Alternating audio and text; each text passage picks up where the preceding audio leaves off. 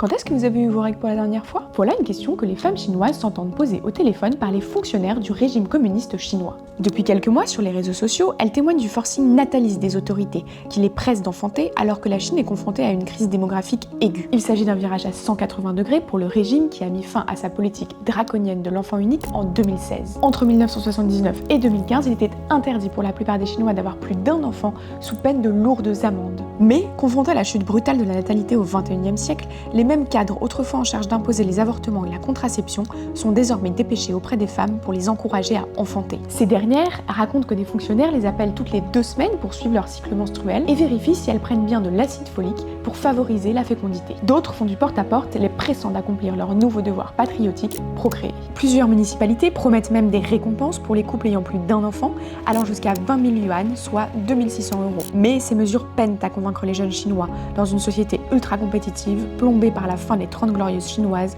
et la crise de l'immobilier. De plus, ce forcing nataliste ravive des souvenirs amers de la politique de l'enfant unique qui aurait permis d'éviter plus de 400 millions de naissances. Il déclenche souvent les réticences, voire la colère des milléniaux qui sont beaucoup plus individualistes que leurs aînés et pour qui la vie privée est primordiale. En 2023, la Chine, qui est toujours en voie de développement, perd 2 millions d'habitants avec un taux de natalité en repli continu depuis 2016, selon les statistiques officielles. L'Empire du Milieu, qui a longtemps été le plus peuplé de la Terre, compte alors 1,411 milliards d'habitants et se fait dépasser par l'Inde. Le Japon ou la Corée du Sud, dont les sociétés sont également vieillissantes, ont connu des trajectoires similaires, mais après avoir atteint un niveau de vie de pays développés. La Chine, elle, bascule déjà quand son PIB par habitant est près de 4 fois plus bas que celui de la France.